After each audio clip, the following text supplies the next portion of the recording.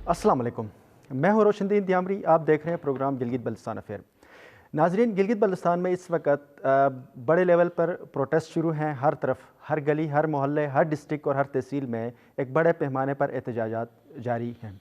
गिलगित बल्तिस्तान में ये मसाइल क्यों होते हैं? आखिर क्या वजह है कि हर सर्दियों में, गर्मियों में, तमाम सीज़न में गिलगित बल्तिस्तान की आवाम जो है वो रोडों पर क्यों नज़र आते हैं हमें? गिलगित बल्तिस्तान इस वक्त मसाइलिस्तान बना हुआ है। वहाँ पर हेल्थ के मसाइल हैं, वहाँ पर एजुकेशन के मसाइल हैं, इंफ्रास्ट्रक्चर के मसाइल हैं, सेहत के मसाइल हैं, और इस वक्त जो सबसे बड़ा मसला वो खालसा सरकार के जो इशूज़ के ऊपर हमारे कम्युनिटी सारी जो है वो रोडों पर मौजूद है। आज के हमारे इस प्रोग्राम में गिलगित बल्तिस्तान के इन इशूज़ पर डिस्कस करने के लिए मैंने अपने प्रोग्राम में जनाब PMLN से अशरफ सदा साहब को मैंने उनको इन्वाइट किया। उनके साथ इब्राहिम सनाई साहब हैं जो साबिका वज़ीर तालीम हैं, और इनके साथ अब्बास मुसवी साहब भी मौजूद हैं जो पाकिस्तान पीपल पार्टी की नुमाइंदगी करेंगे। नाज़रीन, आज के इस प्रोग्राम में हम इन इशूज़ के ऊपर डिस्कस करेंगे कि ये मसाइल क्यों है, क्या वजूहात है गिलगित बल्तिस्तान में गुज़श्ता 70 सालों से ये मसले क्यों हो रहे हैं, और इन मसाइल का अभी तक हल क्यों नहीं हो पा रहा। और गिलगित बल्तिस्तान का जो स्टेट सब्जेक्ट रूल के हवाले से एक इशू खड़ा हुआ है, इसके साथ साथ वहाँ पर टैक्स के हवाले से एक कन्फ्यूजन क्रिएट की गई है। वो किस वजह से ये मसाइल पैदा हो गए हैं, ये कन्फ्यूजन क्यों, कहाँ से पैदा हो गई है, इसका क्या असल हक़ाइक़ क्या है, इस पर भी आज हम बात करेंगे हमारे इस प्रोग्राम में। मैं अपने प्रोग्राम के जो बाकायदा अपने गेस्टों की तरफ आता हूँ। सबसे पहले अशरफ सदा साहब जी, आपको मैं अपने प्रोग्राम में खुश आमदीद कहता हूँ। बहुत शुक्रिया। अच्छा सर, ये आपका क्योंकि ताल्लुक़ भी बल्तिस्तान रीजन से, आप साबिका कायमा कमेटी के चेयरमैन भी रहे गिलगित बल्तिस्तान में, क्या वजूहात हैं आपकी गवर्नमेंट के अंदर भी ये मसले 2018 में मैं आज पढ़ रहा था, ये सेम मसले 2018 में चलते रहे और आज भी ये हमारे अवाम सड़कों पे क्यों आती है हर वक्त? बिस्मिल्लाहिर्रहमानिर्रहीम। सबसे पहले तो मैं सच TV की मैनेजमेंट का शुक्रगुज़ार हूँ कि उन्होंने हमें गिलगित बल्तिस्तान के मसाइल पर बोलने का मौका दिया और यहाँ पे मदऊ किया। रोशनदीन साहब, गिलगित बल्तिस्तान के साथ प्रॉब्लम यह है कि गिलगित बल्तिस्तान के इशूज़ को संजीदा नहीं लिया जाता, न वफाक की सतह पर, न सूबाई जो गवर्नमेंट है उनकी सतह पर। जहाँ तक आपने जो हालिया प्रोटेस्ट की बात की पाकिस्तान के मुख्तलिफ़ अज़ला के अंदर, तो मैं समझता हूँ कि देखें, -16 में, -15 में जब इंसान बहुत ज़्यादा तंग आ जाता है और कहीं सुनवाई नहीं होती है तो फिर लोगों के पास एक ही ऑप्शन बचता है कि वो एहतजाज करें। इस तरक्की के इस दौर में यहाँ पे 2022 चल रहा है और मेरे गिलगित बल्तिस्तान में इस वक्त 22 घंटे की लोड शेडिंग चल रही है, और इतनी ठंड में तो लोग सड़कों पे नहीं आएंगे तो और क्या करेंगे। बाकी जहाँ तक आपने लैंड रिफॉर्म्स, लैंड की बात की, लैंड इश्यूज़ की बात की, देखें हमने अपने दौर में हाफिज़ रहमान साहब जब चीफ मिनिस्टर थे, हमने इस डिस्प्यूट को हमेशा के लिए ख़त्म करने के लिए लैंड रिफॉर्म्स कमीशन हमने कॉन्स्टिट्यूट किया। उसने बहुत ज़्यादा काम किया इसके ऊपर पूरे गिलगित बल्तिस्तान के अंदर, और जब वो आखिरी मराहिल में थे वो मामलात रिफॉर्म्स कमीशन का, तो उसकी बहुत ज़्यादा हमारे अपोजिशन की तरफ से मुखालफत की गई। मुख्तलिफ़ मकादिब फ़िक्र के उलमाए कराम ने उनकी बहुत ज़्यादा मुखालफत की, और जनाब अली आपके सोशल सेक्टर से, आपके सोशल एक्टिविस्ट ने उसकी बहुत ज़्यादा मुखालफत की।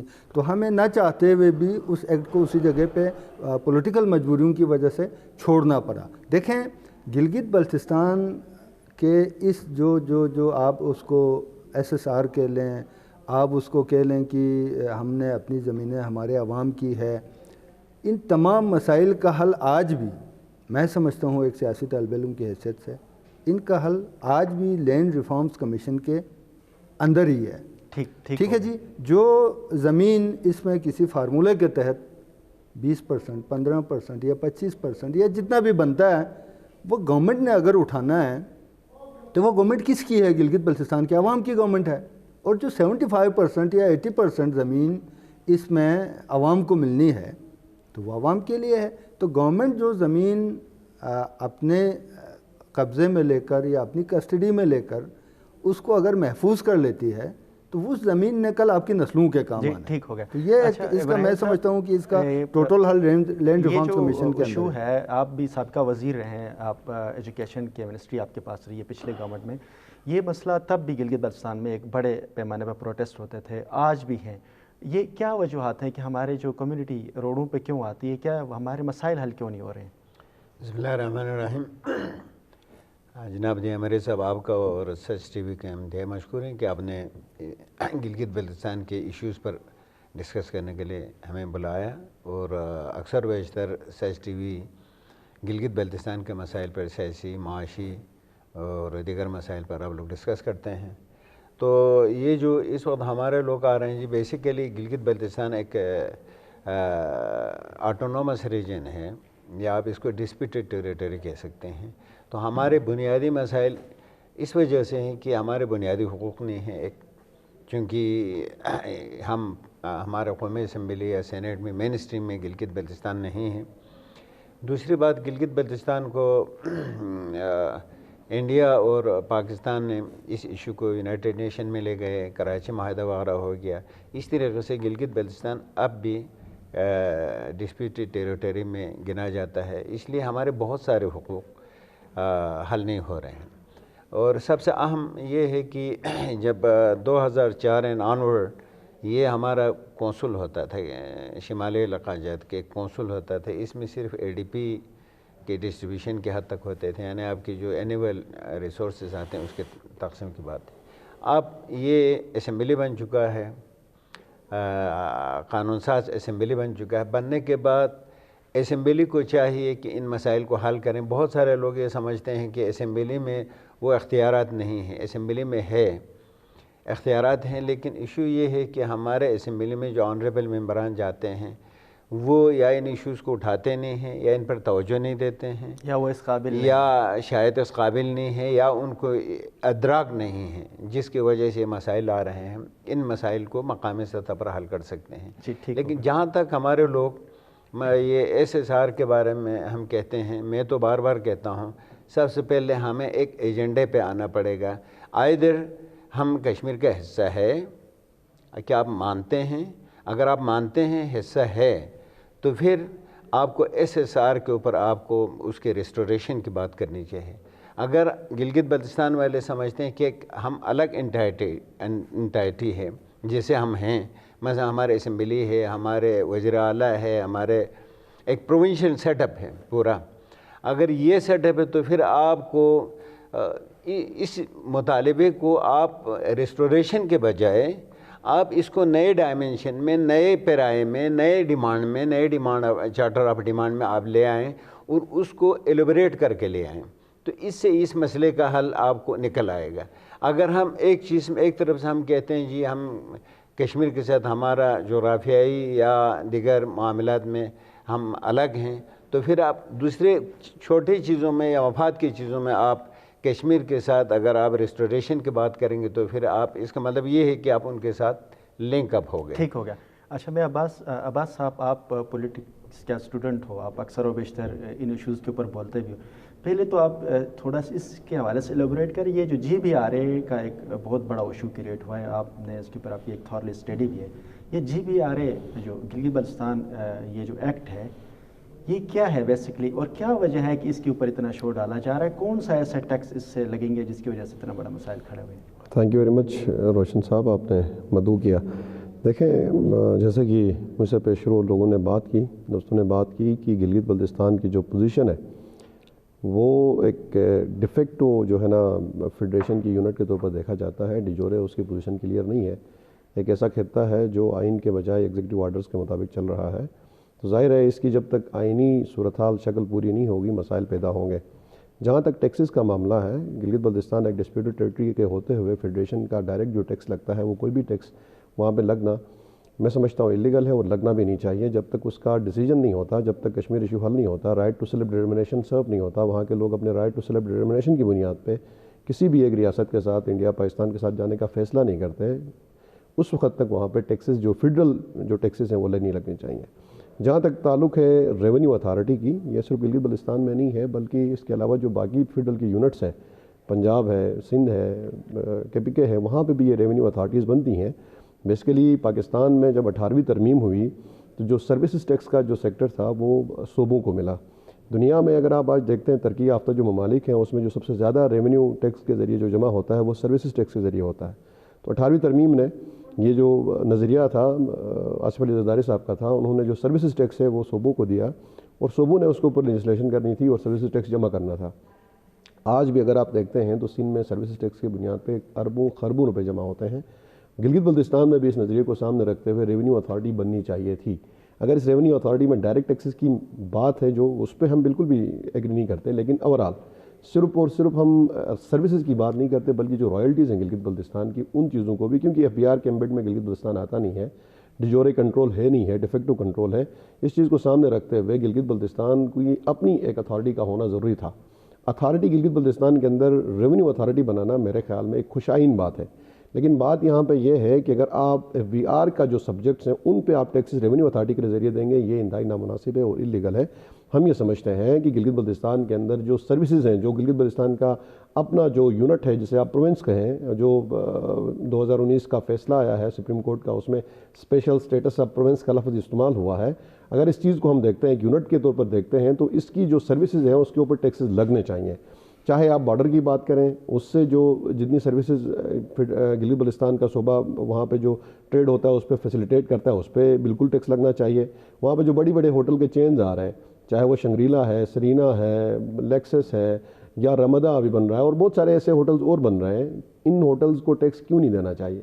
جو مقامی وہاں پر بڑے بڑے ہوٹلز ہیں جو مقامی ہو غیر مقامی ہو, جو ڈیلی بیسس پہ 20-20 ہزار چارجز کرتے ہیں, دیکھیں مقامی ہو غیر مقامی ہو, وہ تمام ادارے جو سروسز لے رہے ہیں اس سے, اور ان سروسز کے اوپر جو ٹیکسیشن ہوگی وہ ٹیکسیشن گلگت بلتستان میں ہی استعمال ہوگا پیسہ, تو اس پہ اعتراض نہیں ہونا چاہیے. ہمیں یہ سمجھ نہیں آ رہی, ہمیں یہ لگ رہا ہے کہ جب آپ مطالبہ کر رہے ہوتے ہیں مکمل ٹیکس ختم کرنے کی, تو اس میں ہمیں یہ نظر آتا ہے کہ کچھ مافیاز کی عمل نقل ہمیں نظر آتا ہے. ہم یہ سمجھتے ہیں کہ ان اداروں میں ان جو بڑے بڑے جو بزنس وینچرز ہیں ان کو ٹیکس دینا چاہیے, کیونکہ اگر ایک ہوٹل کے اندر 50 روم ہیں تو 50 روم والے میرا 50 نل کا پانی لیتے ہیں, یعنی میرے جو 50 گرانے ہیں ان کا پانی اس ایک ہوٹل میں استعمال ہوتا ہے. تو ہم یہ سمجھتے ہیں کہ ان چیزوں کے اوپر ٹیکسز ہونے چاہیے. نہیں صرف ان کی بات ہے بلکہ جو ہمارا دوسری جو رائلٹیز بنتی ہیں, چاہے وہ منرل کی رائلٹی ہے, چاہے وہ واٹر رائلٹی ہے, آرٹیکل 61 کو سامنے رکھتے ہوئے میں پاکستان کے آئین کی بات کر رہا ہوں, یا چاہے آپ جو بارڈر سے ہمارا ٹریڈ ہوتا ہے اس کی بات کریں, یا جو ٹورسٹ وہاں پہ آتا ہے 5 لاکھ 10 لاکھ لوگ جو آتے ہیں ان کے اوپر جو وہاں پہ ٹول ٹیکس کے طور پر گلگت بلتستان کی لوکل گورنمنٹ اگر وہاں پہ ٹیکس لگاتی ہے تو میں سمجھتا ہوں یہ GBRA کے تحت لگنا چاہیے. اور جو بہت بڑے مونٹینڈ کی کمیونٹی ہے وہاں پر آتے ہیں انٹرنیشنلی. اب میں آپ کی طرف آتا ہوں. اچھا اشرف صاحب, عباس مصفی صاحب نے یہ بات کی, میں نے حفیظ صاحب کے ساتھ بھی اور اپوزیشن لیڈر صاحب کے ساتھ بھی پروگرام کی, تو اس میں بھی اس ایشوز کے اوپر ڈسکس ہوئے تھے کہ یہ جو مسئلہ ہے کہ ہمارے ہاں ایشوز کو سمجھ کیوں نہیں پاتے ہمارے کمیونٹی. آپ کچھ بات کہنا چاہتے ہو, اگر ریئیکشن کچھ اور ہو رہی تھی, یہ کیا وجہ ہے؟ آپ ایک پولیٹیکل اسٹوڈنٹ کے طور پر آپ کیا موسوی صاحب نے بہت تفصیل سے ٹیکس کے حوالے سے بہت مثبت طریقے سے اپنے گزارشات انہوں نے عوام کے سامنے رکھی, آپ کے سامنے رکھی. میرا بھی بالکل میں ان سے اس بات سے اتفاق کرتا ہوں. دیکھیں اس کے علاوہ بھی اگر آپ دیکھتے ہیں تو گلگت بلتستان کے اندر پاکستان کے اور ملٹی نیشنل بڑی بڑی کمپنیز جو ہیں بلینس کے پروجیکٹس کے اوپر کام کر رہے ہیں. ٹیکس کے نہ ہونے سے وہ بھی بہت زیادہ جو ہے نا جی چیزوں کو مطلب اپنی طرف جو ہے نا وہ مفاد لے رہے ہیں. اب بڑے بڑے پاکستان کے کمپنیز وہاں پہ اربوں روپے کے کام کر رہے ہیں. ٹھیک ہے جی. ٹیکس لوکل سطح پر گلگت بلتستان کی گورنمنٹ کی طرف سے اگر آپ تھوڑا تھوڑا اس نیٹ کو بڑھانا شروع کریں گے تو گلگت بلتستان کی حکومت وفاق کے اوپر ان کا انحصار کم ہو جائے گا, اور ہم آہستہ آہستہ یعنی کہ سمجھے کہ خود اعتمادی کی طرف اب بڑھیں گے. آج آپ پوزیشن دیکھ لیں, وفاق اگر پیسے نہ دے دیں تو گلگت بلتستان جو ہے نا جی بالکل چوک ہو جاتا ہے آپ کا سارا سسٹم. اس کی وجہ یہی ہے کہ آپ کی اپنی کوئی ارننگ نہیں ہے.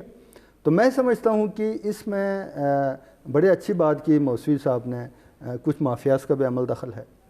وہ کمانا تو کروڑوں میں چاہتے ہیں لیکن کنٹریبیوشن گلگت بلتستان کے لیے وہ کچھ دینا نہیں چاہتے ہیں. تو میں سمجھتا ہوں کہ عوام کو اور ہمارے جو اہل فکر ہیں, اہل نظر ہیں, اور جو آپ کے انٹلیکچوئلس ہیں, ٹھیک ہے جی, ان کو چاہیے کہ وہ دیکھیں کہ گلگت بلتستان کے اندر جو لوکل ٹیکس ہے اس کے نہ ہونے کی وجہ سے کتنے لوگ اس کا ناجائز فائدہ اٹھا رہے ہیں, اور ان کے جو اربوں کی کروڑوں کی جو کمائی ہے اس سے گورنمنٹ آپ گلگت بلتستان کو کیا فائدہ پہنچ رہا ہے, اور اس سے گلگت بلتستان کے عوام کو یا لوکل کمیونٹی کو کیا فائدہ پہنچ رہا ہے. جب تک آپ اپنے ٹیکس نیٹ کو گریجولی, ٹھیک ہے جی, اس کو آگے کی طرف نہیں لے جائیں گے, آپ گلگت بلتستان کے چھوٹے موٹے مسائل کے لیے بھی آپ کو پھر وفاق کے اوپر انحصار کرنا پڑے گا, جو یقیناً کسی بھی خوددار قوم کے لیے میں سمجھتا ہوں مناسب بات نہیں ہے. ٹھیک ہو گیا. ناظرین ہمارے ڈسکشن کا سلسلہ یہاں جاری رہے گا، ایک بریک لیتے ہیں، اس کے بعد دوبارہ آپ کی خدمت میں حاضر ہوتے ہیں۔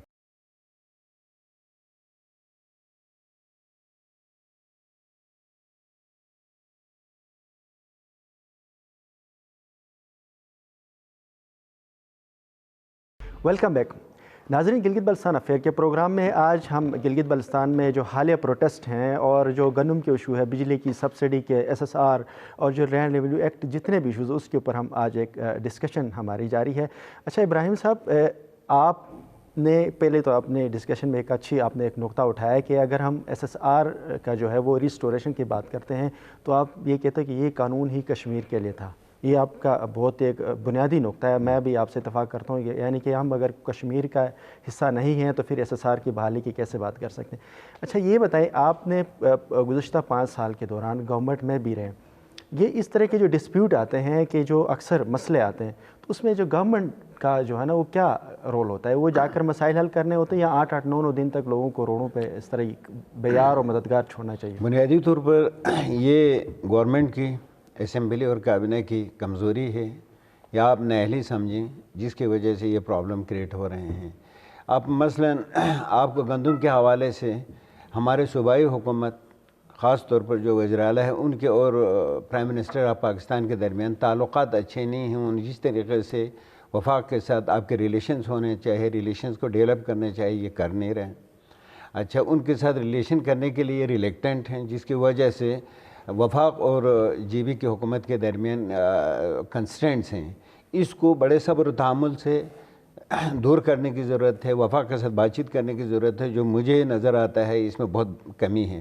دوسری بات، کیبنٹ اور اسمبلی کے اندر کمیٹیاں بناتے ہیں، جو ابھی ان لوگوں نے ریونیو بورڈ بنایا ہے، جو بھی انہوں نے بنایا ہے، لیکن جب آپ ایکٹ بناتے ہیں، آپ ٹیکس لاگو کرتے ہیں تو سب سے پہلے آپ اس کی ڈرافٹ تیار کریں ہمارے گلگت بلتستان کے انوائرمنٹ اور ان کی ضرورت کے مطابق۔ اس کے بعد اس کو عوام میں مشتہر کریں، عوام کی مختلف طبقات سے، علماء سے، سیاسی لوگوں سے، عام تاجر لوگوں سے، عام لوگوں سے ملیں، بھئی کیا ہمیں ٹیکس لگانے چاہیے، نہیں لگانے چاہیے، اگر لگانا ہے تو کن کن ایریاز میں لگانا ہے، آپ نے کن کن اس جو ایمبیڈ میں کن کن کو لے آنا ہے، کن کو نہیں لے آنا ہے، یہ چیزیں طے کریں تو عوام میں احتجاج نہیں ہوگا۔ گلگت بلتستان کے جو عوام ہے وہ ہمارے پاکستان کے دیگر علاقوں کے مقابلے میں زیادہ سیاسی شعور رکھتے ہیں، لوگ سمجھتے ہیں، لیکن ہم لوگوں کو اس ایکٹ بنانے کی جو ڈیو پروسیس ہے، ہم اس پروسیس سے گزرے بغیر اچانک لے آتے ہیں تو یہ پرابلم ہوتا ہے۔ ابھی جو پرابلم کریٹ اس لیے ہوا ہے کہ انہوں نے KPK سے یا پنجاب سے ان کی جو ایکٹ ہیں، جو ریونیو ایکٹ ہے، اس کو اٹھا کے لے آ کر انہوں نے پڑھا بھی نہیں، لوگوں کو بھی آگاہ نہیں کیا، اس کی جن پروسیس سے گزرنا چاہیے ان پروسیس سے گزارا نہیں، اور اس کو لا کے لاگو کیا۔ اچانک سے اسمبلی میں انہوں نے اس ایکٹ کو پاس کیا، جس کی وجہ سے عوام میں رد عمل آ رہے ہیں۔ اور گندم کے حوالے سے میں نے آپ کو کہا، گندم واقع ہمارے وہاں بہت زیادہ پرابلم ہے، بر وقت وہاں پہنچنا چاہیے، اور وزیر اعلیٰ صاحب اور اس کی کابینہ کو چاہیے کہ وہ اپنے انا کو چھوڑ کر انتہائی صبر و تحمل کے ساتھ وفاق کے ساتھ مل کے اس مسئلے کو حل کریں۔ وزیر خزانہ اور ڈپٹی اسپیکر کی ملاقات بھی ہوئی ہے، ملاقات ہوئی تو ملاقات ہونا اور ہے، کانفیڈنس میں لینا اور ہے، ان کو اعتماد میں لینا، ان کے ساتھ جوائنٹ ہینڈ کرنا وہ اور بات ہے۔ گلگت بلتستان اس چیز کے متحمل نہیں ہے، جیسے KPK کے وزیر اعلیٰ کہتے ہیں کہ ہم وفاق کے ساتھ نہیں جائیں گے، ان کے اپنے انکم ہوں گے۔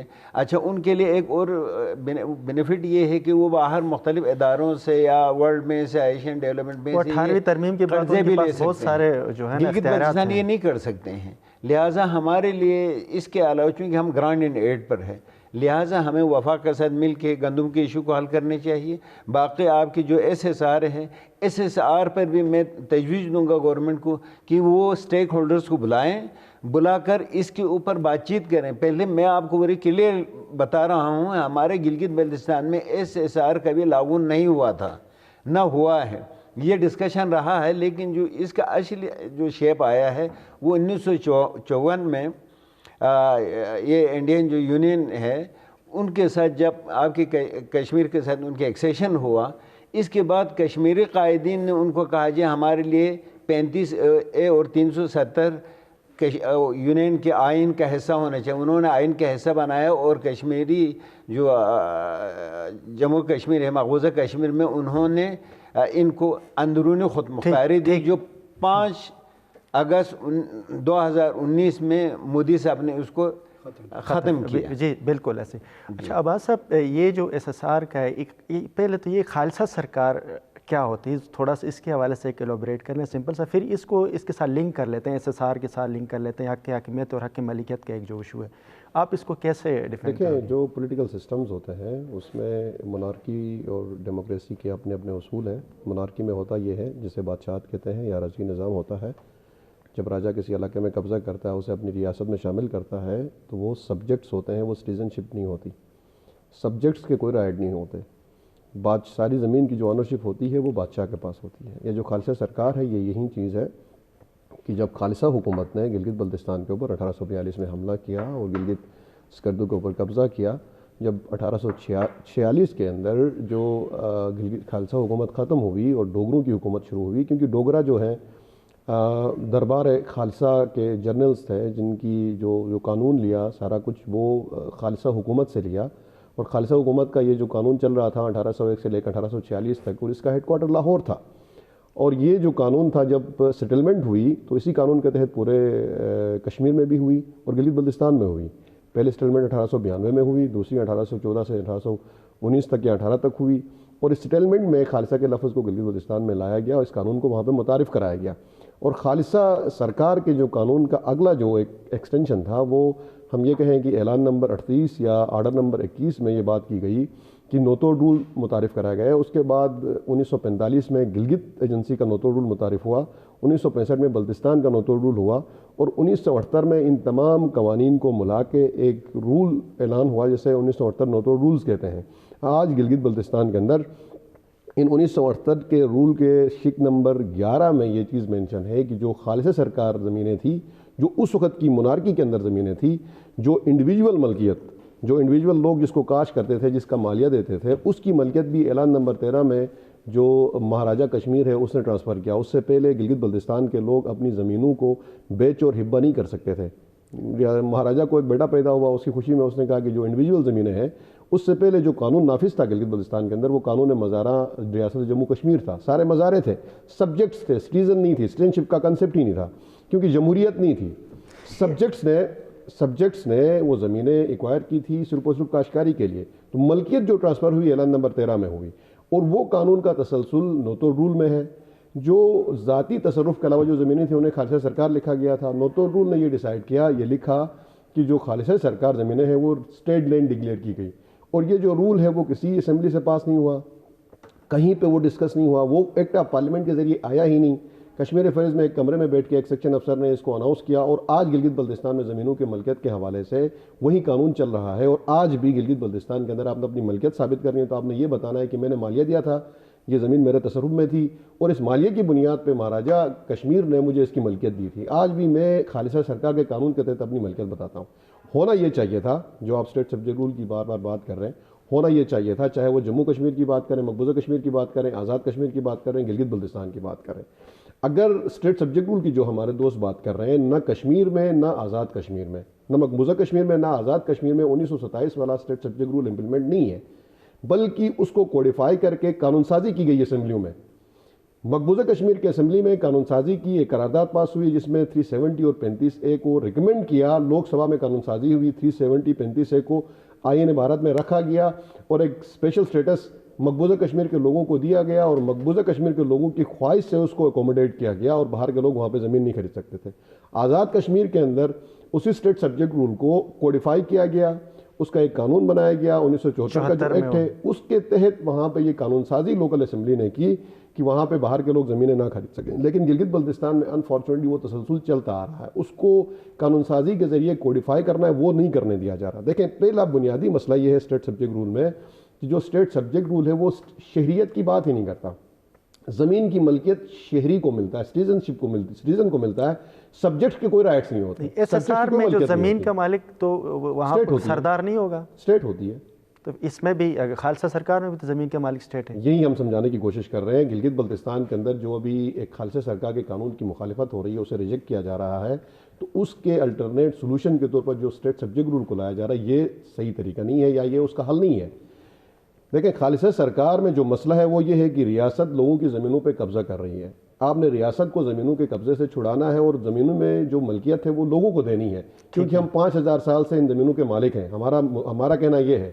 اور ساتھ ہی ساتھ اگر آپ اسٹیٹ سبجیکٹ رول کی بات کرتے ہیں تو اسٹیٹ سبجیکٹ رول کہیں پہ بھی عوامی ملکیت کی بات ہی نہیں کرتا, بلکہ اسٹیٹ سبجیکٹ رول سبجیکٹس کی بات کرتا ہے, سبجیکٹس کے کوئی رائٹس ہی نہیں ہوتے. دیکھیں, ابھی اگر آپ بات کرتے ہیں اسٹیٹ سبجیکٹ رول 1927 والا ہے تو وہ آج بھی امپلیمنٹڈ ہے گلگت بلتستان میں. اس وزیر اعلیٰ نے پچھلے دنوں دفعہ 144 لگایا, باہر سے کوئی بندہ آ کے گلگت بلتستان کے ریزیڈنٹ کے علاوہ ڈومسائل کے علاوہ کوئی زمین نہیں خرید سکتا. تو اس سطح تک 1927 کے اس قانون تک یہ ایک حکم سے وہ پورا ہو گیا. تو ہم یہ سمجھتے ہیں کہ اس حکم کے دینے سے چیزیں حل نہیں ہوگا. اسٹیٹ سبجیکٹ رول اس چیز کا سلوشن ہی نہیں ہے. سلوشن ملکیت کے اندر ہے. وہی قانون جو جس کی بنیاد لاہور میں رکھی گئی تھی. لاہور کے اندر زمینیں خالصہ سرکار تھی. جب 1947 میں پاکستان بنا تو پنجاب گورنمنٹ نے قانون سازی کی. قانون سازی کرنے کے بعد شاملات دے کا قانون متعارف کرایا. خالصہ سرکار زمینوں کو عوامی ملکیت میں ٹرانسفر کیا. ہم یہ کہتے ہیں یہی قانون آپ گلگت بلتستان میں لے کر آ جائیں. اشرف صدا صاحب نے جو بات کی یا نون لیگ نے جو کام کیا 2% اور 80%, 20% اور 80% کا جو فارمولے کی بات کر رہے ہیں, ہمارا بنیادی پیپلز پارٹی گلگت بلتستان کا بنیادی مقصد یہ کہتے ہیں جو زمین ریاست کی نہیں ہے وہ ریاست لینا کیوں چاہتی ہے. اور دیکھیں, آئین پاکستان یہ کہتا ہے 1986 یا اس 86 میں کوئی قانون ہے, اس قانون کے بعد میرے خیال 86 سے آنورڈ جتنی بھی زمینیں جو سرکار نے الاٹمنٹ کی ہے یا کسی جو کمیونٹی میں الاٹمنٹ ہے وہ سارے کے سارے غیر قانونی. بیسیکلی ہوتا یہ تھا, یہ میں آپ کو بتایا کہ یہ جو سارا تسلسل ہے خالصہ سرکار کے قانون کا, 86 الاٹمنٹ پہ پابندی ہوئی, چاہے وہ سرکار کو الاٹ کریں یا عام آدمی کو الاٹ کریں. قانون یہ تھا اس سے پہلے کہ ذاتی تصرف کے علاوہ, میں نے عرض کیا کہ ذاتی جو آپ کاشت کرتے تھے اس زمین کی ملکیت مہاراجہ نے ٹرانسفر کی, تو اب آپ اس کے علاوہ جو سرکار ہے اس کو آپ درخواست دے کے مزید زمین خالصہ سرکار زمین الاٹ کرا سکتے تھے, جسے آپ نوتوڑ کہتے ہیں. وہ جو الاٹمنٹ ہے 1986 میں ایک نوٹیفیکیشن کے لیے پابند کی گئی. اس کے بعد ہوا یہ کہ جب زمینیں اسی طرح رہ گئی تو مافیا بیچ میں آیا. مافیا نے جعلی انتقالات کیے, 1986 سے پہلے کے انتقالات کیے اور ان انتقالات کے ذریعے زمینوں پہ قبضہ کیا, وہ زمینیں بیچی. اور بہت ساری مثالیں ہمارے پاس موجود ہیں گلگت میں. آپ یہ جو منور میں ہو رہا ہے, جو سکور میں ہو رہا ہے, جو جوٹیال میں ہو رہا ہے, یہ سارا یہی ہو رہا. جہاں عوام مل کے حصہ رسیدگی کے ذریعے تقسیم کرتی ہے وہ ایک الگ چیز ہے, لیکن مافیا کیا کرتی ہے, پہلے جا کے زمین پہ قبضہ کرتی ہے, پھر جو ریونیو کے جو اتھارٹی کے جو لوگ ہیں, ریونیو کے لوگ ہیں, ان کے ساتھ مل کے اس کے جعلی انتقالات بنائے جاتے ہیں اور ان پہ قبضہ کیا جاتا ہے. تو ہمارا کہنا یہ ہے یہ چیز نہیں ہونی چاہیے. جو حریم البلد ہے, جو گاؤں ہے, اس کی جو تقسیم ہے زمینوں کی ملکیت کی وہ ہزاروں سال پرانی ہے. جب ڈوگرا 150 سال پہلے گلگت بلتستان میں آیا تھا 1842 میں, اس وقت بھی یہ علاقے تقسیم شدہ تھے. جب پہلی سیٹلمنٹ ہوئی, اس سیٹلمنٹ سے پہلے ایک ڈاکومنٹ بنایا گیا جسے واجب الارض کہا جاتا ہے. اس واجب الارض میں آپ کی تقسیم لکھی گئی ہے, آپ کی پانی کی تقسیم لکھی گئی ہے, آپ کے حدود کی تقسیم لکھی گئی ہے, آپ کے جو رائٹس ہیں ووڈ رائٹس ہیں ان کی تقسیم لکھی گئی ہے. ان تقسیمات کے بعد میرا خیال ہے ان چیزوں کی ضرورت ہی نہیں پڑتی ہے کہ آپ نہیں کوئی. اب جو جس چیز کی ضرورت ہے, جو خالصہ سرکار قانون کو ختم کرنے کے بعد جو حل ہے وہ یہ ہے کہ آپ شاملات دے کا قانون لائیں. جب آپ یہ قانون پنجاب میں بنا سکتے ہیں, KPK میں بنا سکتے ہیں, سندھ میں بنا سکتے ہیں, بلوچستان میں بنا سکتے ہیں, تو گلگت بلتستان میں کیوں نہیں بنا سکتے؟ ٹھیک ہو گیا, ٹھیک ہے. اچھا ناظرین, ہمارے ڈسکشن کا سلسلہ جاری رہے گا. یہ ہم ایک بریک لیتے, اس کے بعد دوبارہ آپ کی خدمت میں حاضر ہوتے ہیں.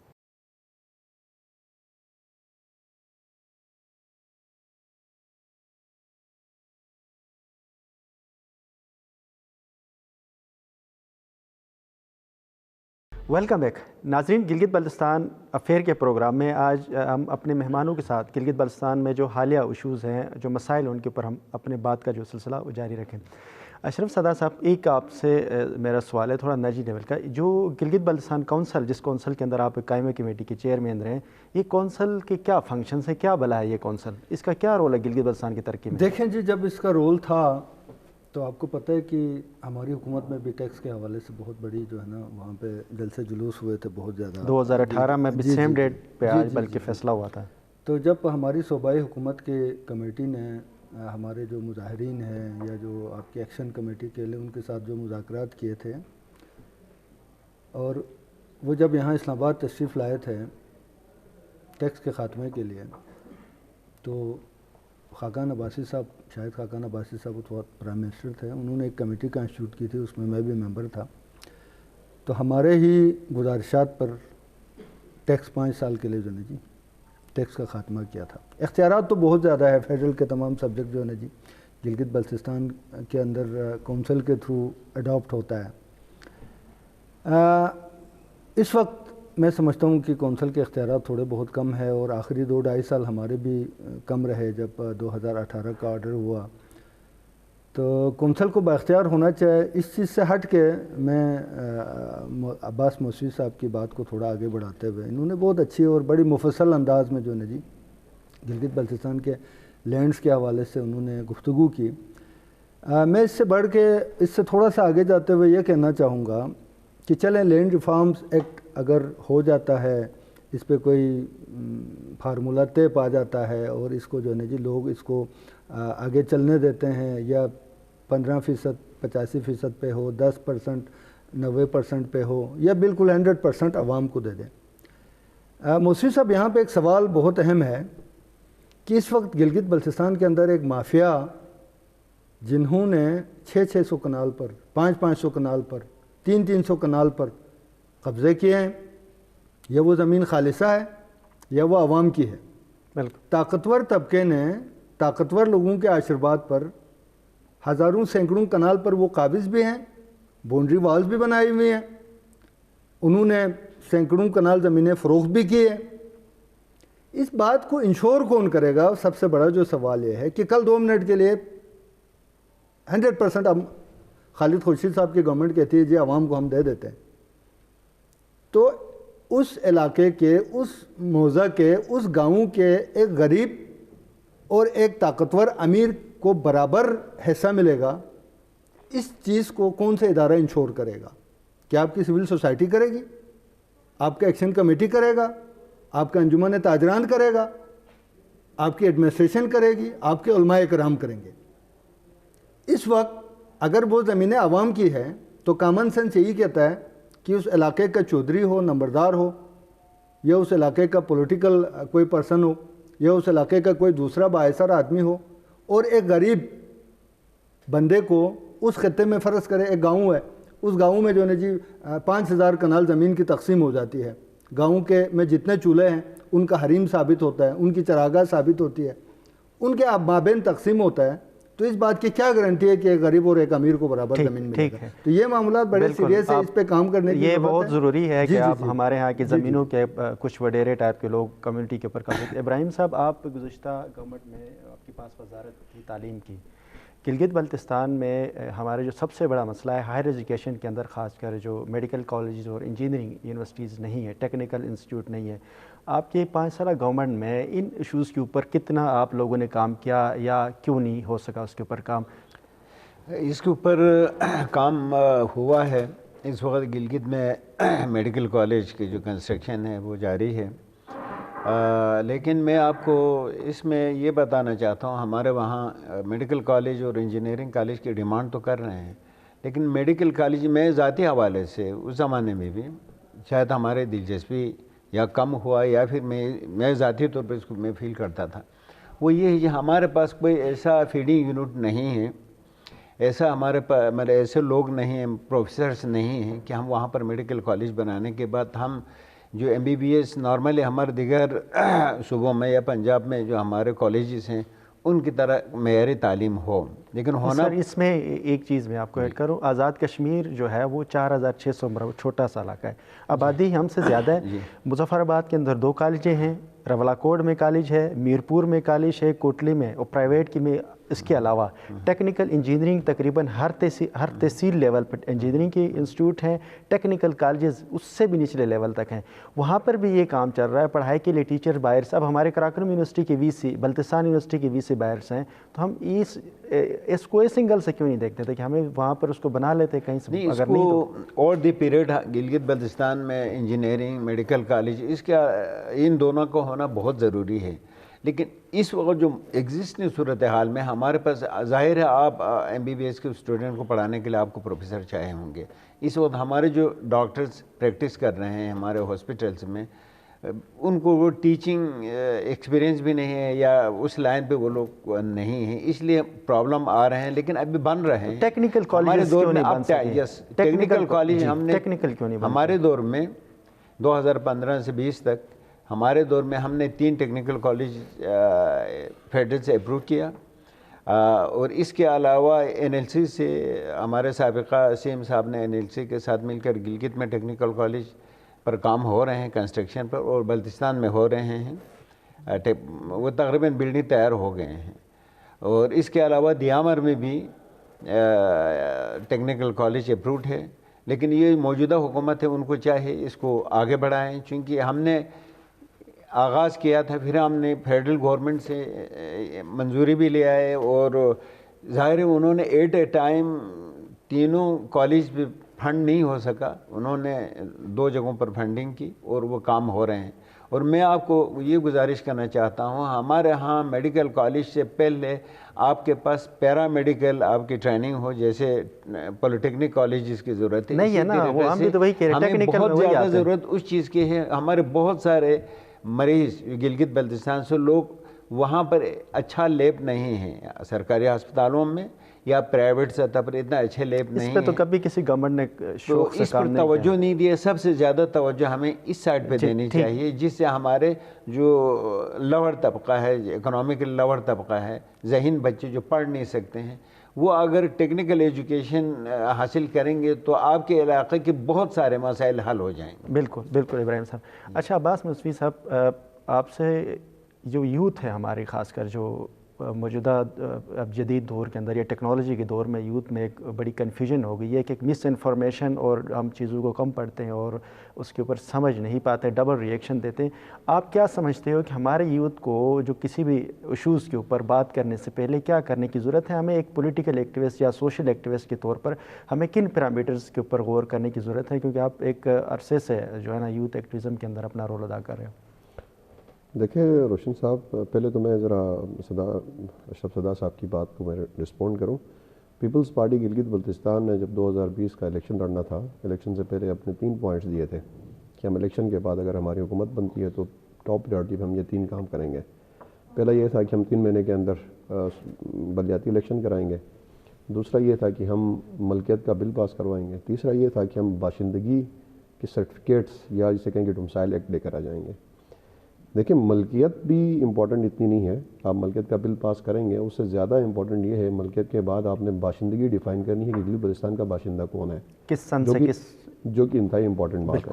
آج گلگت بلتستان کا سب سے بڑا مسئلہ یہ ہے کہ اس کی ڈیموگرافی چینج کی جا رہی ہے۔ 1 کنال زمین لے کے یا 1 مرلہ زمین لے کے بندہ اگر ڈومسائل بناتا ہے، یہ خطرناک بات ہے، یہ نہیں ہونا چاہیے، انٹرنیشنل قوانین کی خلاف ورزی ہے۔ پاکستان پیپلز پارٹی یہ سمجھتی ہے کہ ملکیت کے بعد جو سب سے اہم کام ہے وہ یہ ہے کہ جس گاؤں کی آپ کس کو ملکیت دیتے ہیں اس گاؤں کی کھیوٹداری متعین ہو، یعنی سیٹلمنٹ ہو، سیٹلمنٹ کے بعد باشندگی ڈیفائن ہو، باشندگی کا قانون اسمبلی کے اندر آئے۔ اب مسئلہ یہ ہے، یہ جو تمام مسائل ہیں، ان مسائل کا حل اسمبلی میں ہے، قانون سازی میں ہے، اور ہمارے پولیٹیکل سسٹم کے اندر ہے۔ ہمارے کچھ دوست ایسے ہیں جو جذباتیات، جو آپ نے سوال کیا اس کا میں رپلائی کرتا ہوں، جذباتیات کے شکار ہیں۔ وہ یہ سمجھتے ہیں کہ ہمارے کہنے سے، حالانکہ ان کا کہنا بھی کوئی ریسرچ بیس نہیں ہوتا ہے، میرے نوجوانوں سے درخواست ہے کہ وہ اسٹڈی کریں، ہمارے مسئلے کو سمجھیں، ہمارے مسئلے کو پرکھیں، خاص طور پر مطالبات میں آپ ایک ایگزامپل آپ کی بات کر رہا ہوں، GBRA کے حوالے سے کل 1-2 جگہوں میں نے سوال کیا، میں نے کہا کتنے لوگوں نے آپ نے اس ایکٹ کو، اتھارٹی کے جو ایکٹ ہے اس کو پڑھا؟ تو 93% لوگوں کے نو میں آنسر تھا، اور جب سوشل میڈیا کے اندر یا کہیں اور ہم دیکھتے ہیں تو وہ اس سے بڑھ چڑھ کر ہم رسپونڈ دیتے ہیں۔ یہ بہت بڑا المیہ ہے۔ یہی بات روشن صاحب، جو میں نے آپ کو پہلے ایک بات کی، بڑی سخت بات ہے، میرے دوست سنیں گے بہت زیادہ مجھے برا بھلا کہیں گے، لیکن میں یہ سمجھتا ہوں کہ فالوئنگ سے زیادہ ہمیں حقیقت بیان کرنا چاہیے۔ میں نے اسی لیے مافیا کا نام لیا کہ ہم کہیں نہ کہیں جا کے کسی نہ کسی مافیا کے شکار ہو جاتے ہیں نالج نہ ہونے کی وجہ سے۔ اس میں سب سے بڑی مثال یہ ہے کہ آپ کے سامنے، جیسے کہ میں نے پہلے بھی ذکر کیا، کہ ہم خالصہ سرکار کے خلاف ہم یہ سمجھتے ہیں کہ اسٹیٹ سبجیکٹ رول اس کو حل کرے گا، جبکہ ایسا کچھ بھی نہیں ہے۔ سولوشن اسٹیٹ سبجیکٹ رول میں نہیں ہے خالصہ سرکار کا، سولوشن قانون سازی میں ہے۔ اس اسٹیٹ سبجیکٹ رول کی بھی قانون سازی کرنی ہے۔ اسٹیٹ سبجیکٹ رول ایک چھوٹا سا امپیکٹ ہے، وہ جو متنازع سرزمین ہے اس کے اندر باہر کے بندے کو زمین نہ خریدنے، یعنی سٹیزن شپ کی بات کرتا ہے، شہریت کی بات کرتا ہے، خود وہ شہریت کے خلاف ہے، سبجیکٹس کی بات کرتا ہے، ٹھیک ہے۔ اس حد تک دفعہ 144 کے بعد باہر سے کوئی بندہ آگے زمین تو نہیں خرید سکتا، کلیئر ہے بات۔ اس سے آگے جو عوامی ملکیت ٹرانسفر کرنی ہے وہ اسمبلی میں کرنی ہے، قانون سازی کے ذریعے کرنی ہے۔ یہ ایک سوچی سمجھ لیں کہ پلاننگ کے ذریعے ہمارے نوجوانوں کو ڈسٹریکٹ کرنے کی کوشش کی جا رہی ہے کہ وہ اسمبلی سے اعتماد ختم کریں، اس سسٹم سے اعتماد ختم کریں۔ گلگت بلتستان کے 3 مسائل بڑے پیچیدہ ہیں جو اس ریاست نے حل کرنے ہیں۔ وہ یہ ہے کہ سب سے پہلے گلگت بلتستان کا جو سب سے بڑی ضرورت ہے وہ یہ ہے کہ اس اسمبلی کو کنسٹیٹیوشنل ہونا چاہیے۔ جب تک اسمبلی کنسٹیٹیوشنل نہیں ہوگی، اس سیٹ اپ کو جو سپریم کورٹ کے فیصلے کے تحت ایک اسپیشل پروونشل سٹیٹس دے کر فیڈریشن کی یونٹ کے طور پر تسلیم کرنا کنسٹیٹیوشنلی، اور اس اسمبلی کو باقی یونٹس کے برابر، اسمبلیز کے برابر کنسٹیٹیوشن اسمبلی بنانا۔ اس کے بعد جو گلگت بلتستان کی عدالتیں ہیں ان عدالتوں کو کنسٹیٹیوشنل کرنا تاکہ انصاف وہاں پہ پہنچے، سپریم کورٹ کو وہاں تک ایکسٹینڈ کرنا، اور تیسری بات یہ ہے کہ گلگت بلتستان کے اندر جو فنڈنگ ہے، جو بجٹ ہے، اس کو کنسٹیٹیوشنل کرنا۔ آج گلگت بلتستان کا سب سے بڑا مسئلہ یہ ہے، جیسے کہ آپ نے سوال کیا کہ انجینئرنگ یونیورسٹی اور میڈیکل یونیورسٹی کیوں نہیں بنتی، بجٹ نہیں ہے۔ آپ نے کشمیر کی مثال دی، کشمیر کا کتنا ریونیو آپ کو اندازہ ہے؟ صرف انکم ٹیکس 20-22 ارب روپے کشمیر میں جمع ہوتا ہے، صرف بجلی سے 20-22 ارب روپے یہ کماتے ہیں۔ باقی آپ چھوڑیں، ان کے پاس کوئی میکانزم ہے، کنسٹیٹیوشنل میکانزم ہے، اس میکانزم کی وجہ سے جو 2500 میگا واٹ بجلی کشمیر میں بنتی ہے، اس 2500 میگا واٹ کے 12 ارب روپے وفاق سے لیتے ہیں۔ ہمارا جو صرف اور صرف اگر آپ دیکھیں دیامر بادشاہ ڈیم کو، یہ 4500 میگا واٹ ہے۔ اگر آپ اس چیز کو دیکھتے ہیں، تو یہ تقریباً 20 ارب روپے تو سیدھے آپ کے مستقبل میں 4-5 سال بعد بادشاہ ڈیم سے ملنے چاہیے۔ اس سے آگے بڑھیں آپ، ہمارا جو دیامر اپنا بونجی ڈیم ہے جس کے اوپر کام ہو رہا ہے، جس کے اوپر ابھی ریاست چاہتی ہے کہ اس پہ انویسٹمنٹ کریں، بونجی ڈیم کے اوپر 7100 میگا واٹ۔ تو میں یہ سمجھتا ہوں کہ آپ اپنی رائلٹیز، ایسا قوانین آپ کی اسمبلی کے پاس ہوں جو اپنی رائلٹیز کلیم کریں، وہ اپنے جو وسائل آپ کے علاوہ کوئی بندہ اس کو استعمال کرتا ہے، اس کا آپ ٹیکس لیں۔ اس سے مسئلہ کیا ہے؟ اس کو مسئلہ ہے، اور وہ ٹیکس کا جو پیسہ آئے گا وہ گلگت بلتستان میں استعمال ہو۔ اس میں کس کو تکلیف ہے؟ تکلیف ہے تو اس مافیا کو ہے جو یہاں پہ آ کے انویسٹمنٹ کر رہی ہے، اور وہ یہ چاہتی ہے کہ وہ ایک فولز پیراڈائز میں رہیں، یہاں کے لوگوں کو بیوقوف بنائیں، احتجاجوں میں الجھا کے رکھیں، یہاں کے لوگوں کو استعمال کریں تاکہ ہم ٹیکسز سے بچیں، تاکہ پاکستان میں جو ایف بی آر ان کو تنگ کرتا ہے اس تنگ کرنے سے جان چھڑائیں اور مزے سے پیسے لے لیں اور مزے سے اچھا، اس پہ ایک مزے کی بات ہے کہ بہت سارے ایسے لوگ ہیں جن کے اکاؤنٹس گلگت بلتستان میں بنے ہوئے، وہ یہاں وفاق میں اور کہیں اور پہ بھی کام کرتے ہیں، پتہ نہیں کون سے ٹیکس کے اندر انہوں نے۔ ہم اس بات کو بالکل تسلیم کرتے ہیں، ود ہولڈنگ ٹیکس جو وفاق کا بنتا ہے وہ گلگت بلتستان کے باشندوں پر نہیں لگنا چاہیے، اس پہ ہم ایگری کرتے ہیں۔ لیکن اب بات یہ ہے کہ آپ کو استعمال کر کے اگر کوئی فائدہ اٹھاتا ہے تو اس پہ ہمارے لوگوں کو استعمال نہیں ہونا چاہیے۔ ہمارے نوجوانوں کو یہ پیغام ہے، ریسرچ کریں، چیزوں کو سمجھیں، جو مسائل ہیں، جو خاص طور پر آپ کے جو مطالبات ہیں، آپ جو مطالبات کرتے ہیں اس میں 10 مرتبہ سوچیں کہ اس مطالبے کے پورے ہونے پہ ہمیں کیا فائدہ ہوگا، کیا نقصان ہوگا۔ وہ آپ کے مسائل کا حل ہی نہیں ہے تو اس مطالبے کے کرنے کا فائدہ کیا ہے؟ ٹھیک ہو گیا، یہ ضروری ہے۔ اچھا اشرف صدر صاحب، مختصراً بتائیں، وقت کم ہے، یہ جو ایشوز ہیں ہمارے گلگت بلتستان میں، بہت سارے ایشوز ہیں، ایک بتا دیجیے جو جی بی آر ہے گلگت بلتستان ریونیو اتھارٹی کے، آپ کو اگر میں پوچھ لوں مختصراً کہ بننا چاہیے، آپ اس کے حق میں ہو؟ دیکھیں جی، بالکل حق میں ہے۔ صوبے کو اگر آپ نے پاؤں پہ کھڑا کرنا ہے، صوبے کو آپ نے ایک خود انحصاری کی طرف لے کے جانا ہے، تو ایسے ٹیکسز ضرور لگنے چاہیں جو آپ کے صوبے کو مزید اسٹرینتھن کرنے کے لیے آپ کے کام آ سکیں، اور ان کا جو یوٹیلائزیشن ہے اس کا میکنزم انشور ہونا چاہیے۔ ٹھیک ہے جی۔ نمبر 2، یہ جو باہر سے کمپنیز اربوں کے کام گلگت بلتستان میں کر رہے ہیں اور وہ ٹیکس فری زون میں بڑے مزے سے جو ہے نا جی اپنے ٹیکسز بچا رہے ہیں، ان کے ٹیکسز کو بھی گلگت بلتستان گورنمنٹ کو ملنا چاہے، لیکن غریب جو عوام ہے ان کے اوپر ٹیکس نہیں، ہاں ان کو بالکل ٹیکس سے فری رکھنا چاہیے۔ ابراہیم صاحب، ایک تو G B R A Gilgit Baltistan revenue act بننا چاہیے یا نہیں؟ یہ ضرور بننا چاہے، لیکن اس میں اس کے ساتھ آپ سے اس کے ساتھ یہ ہے کہ گلگت بلتستان آپ کے پاکستان کے ساتھ آپ کے وہ اسٹینسل ایگریمنٹ کے بعد ہمارے یونائٹڈ نیشن میں قرارداد کیا، تو یونائٹڈ نیشن کے قراردادوں کو بھی سامنے رکھتے ہوئے اس ایکٹ کو آپ کو بنانا چاہیے۔ لیکن میں نے پہلے آپ کو بتایا کمیونٹی کے ساتھ ڈسکس کر کے کمیونٹی کے ساتھ اسٹیک ہولڈرز کے ساتھ۔ سر، یہ جو کلائمیٹ کے حوالے سے ایک جو ایشو ہمارے ہاں کلائمیٹ کے حوالے سے بہت بڑا مسئلہ ہے، اس کے اوپر اس طرح سے پلاننگ نہیں ہو رہی تھی، خاص کر بلتستان ڈویژن میں اگر بات کریں، جو جتنے کیٹو ہے، دیامیر کے اندر ننگا پروت، اس طرح بہت سارے ہمارے high level high altitude peaks ہیں، جو مونٹینئرز ہیں ہمارے اور پورٹرز جو حضرات ہیں خاص کر، ان کے ہمیشہ ہم سے یہ گلا رہتا ہے کہ بھئی ہمارے لیے کوئی قانون سازی نہیں کی جاتی ہے۔ کیا وجوہات ہیں؟ آپ کی گورنمنٹ کے اندر بھی اس حوالے سے کوئی کام نہیں کیا گیا؟ نیپال کے اگر کوئی پورٹر ہے، شرپا ہے، وہ دیکھ لو کتنے زیادہ پیسے کماتے ہیں. ہمارے یہ بیچارے جو ہیں 1000 روپے میں کئی کلومیٹر تک منو کے حساب سے سامان لے کر جاتے. کیوں نہیں اس کے اوپر پالیسی بن سکی؟ بنیادی طور پر ہمارے یہاں پر جو آپ کے ٹورزم کے حوالے سے، کلائمیٹ کے حوالے سے ہمارے پاس کوئی ایسا سچ افیکٹو ادارے نہیں ہیں. وہ اس کی بنیادی وجہ یہ ہے کہ اگر ہمارے پاس ادارے ہیں لیکن ان کے لمیٹڈ ریسورسز ہیں. میں آپ کو بتاؤں کلائمیٹ چینج کے حوالے سے آپ کی ریجنل کوآپریٹو کوئی آرگنائزیشن ہونی چاہیے. مثلا آپ کے گلگت بلتستان کی جو گلیشیئر میلٹنگ ہے اس میں انڈیا کا ہاتھ ہے. انڈیا کے 1.5 ارب آبادی رہتے ہیں، ان کی جو ایئر پولوشن ہے اس کی وجہ سے متاثر ہو رہے ہیں. چائنا کا ہے، سینٹرل ایشیا کا ہے. تو آپ کی اس کو بچانے کے لیے صرف پاکستان ایفرٹس کر کے نہیں ہوگا. گلوبل وارمنگ تو ایک انٹرنیشنل فینومینا ہے، وہ تو خیر ہم اور خاص طور پر ریجنل جو آپ کے جو کنٹریز ہیں، آپ کے سینٹرل ایشیا، ساؤتھ ایشیا اور چائنا، ان کے مشترکہ اسٹرگل ہونے چاہیے. اس کے بغیر صرف پاکستان یا صرف گلگت بلتستان آپ اس کو بچا نہیں سکتے. نہیں یہ پاسبل نہیں، بالکل آپ درست کہہ. اچھا عباس مصفی صاحب، ایک تو GPRA بننا چاہیے، آپ نے جو بیچ میں کچھ ترامیم کی تھی بننا چاہیے، یہ میں اس لیے پوچھ رہا ہوں کیونکہ آپ ڈفرینٹ جماعتوں سے تو مجھے کلیئر ہو گیا. اچھا جو کلائمیٹ کے حوالے سے مسئلے ہیں ہمارے ہاں اور بہت بڑا لیول کا ایشو ہے، ہمارے یہاں کوئی اس کے اوپر ریسرچ انسٹیٹیوٹس نہیں، اس طرح سے تھنک ٹینکس نہیں بیٹھے ہوئے ہیں کہ کلائمیٹ کے 2 ایفیکٹ ہوتے ہیں. ایک تو لارج جو لانگ ٹرم جو اسکیل پہ ایفیکٹ ہوتا ہے، ایک لوگ ہمیں جو ابھی ہو رہا ہے، آپ نے دیکھا ہوگا فلڈ آتے ہیں جیسی تباہی مچ جاتی ہے کیونکہ ہم اس کے بالکل سامنے بیٹھے ہوتے ہیں، جہاں فلڈ آ رہے ہیں اس کے سامنے ہمارے گھر ہیں. تو اس پہ کیا اگر آپ لوگوں کی گورنمنٹ ہوتی ہے تو کیا اس پہ آپ لوگ کام کرو گے؟ اپوزیشن کے اندر آپ کی لیڈرشپ ہے تو کہ اس کے حوالے سے آپ لوگوں کا کیا رول بن سکتا ہے؟ دیکھیں روشن صاحب، یہ جو کلائمیٹ چینج کو لے کے آپ گلگت بلتستان میں جب بات کرتے ہیں تو گلگت بلتستان میں سمجھتا ہوں دنیا کا ایک یونیک خطہ ہے جو صرف اور صرف اس ریجن کی بات نہیں ہے، آس پاس چائنا اور انڈیا کی بات نہیں، پوری دنیا کا جو کلائمیٹ ہے اس کی تبدیلی میں ایون آپ اس کی بات کریں ٹمپریچر کو اوپر نیچے کرنے میں اس خطے کا ہاتھ ہے. دنیا کے جو بڑے 4 گلیشیئرز ہیں وہ اس خطے کے اندر ہیں. آپ یہ کہیں کہ فیوچر کا دنیا میں سب سے بڑا جو ڈرنکنگ واٹر کا ڈپازٹ ہے وہ گلگت بلتستان کے اندر ہے. واٹر ٹاورز کہتے ہیں سر ہم ان کو. جی آپ اس چیز کو دیکھتے ہیں تو میں یہ سمجھتا ہوں کہ گلگت بلتستان کی اہمیت بہت زیادہ ہے.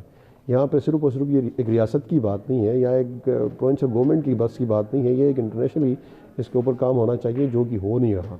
یہ ہماری ریاست بھی اس کے اوپر وہ توجہ نہیں دے رہی ہے، یا جو ادارے کام کر رہے ہیں کلاب کی شکل میں یا کسی اور شکل میں، وہ جو فنڈز وہاں پہ استعمال ہو رہے ہیں وہ یوٹیلائز پراپرلی نہیں ہو رہے. وہ ادھر انوائرمنٹ پہ کام کرنے کے بجائے، اویئرنیس دینے کے بجائے، وہاں پہ جو فنڈنگ ہوتی ہے وہ گاڑیوں اور سیمینارز اور ہوٹلوں میں خرچ ہوتے ہیں، جو کہ انتہائی نامناسب بات ہے. فیوچر کی جو سب سے بڑی طاقت ہے گلگت بلتستان کے اندر وہ یہ پانی ہے جو گلیشیئرز کی شکل میں ہمارے پاس موجود ہے، جو کہ ایک آپ کو طاقت دیتا ہے. اس کے ذریعے آپ فیوچر میں اپنی چیزوں کو ڈیسائیڈ کر سکتے ہیں، اس کے اوپر کام ہونا چاہیے. ٹھیک ہے، بہت شکریہ آپ تینوں مہمانوں کا. ناظرین، گلگت بلتستان افیئر پروگرام کا ہمارا وقت مختصر تھا، ختم ہو گیا.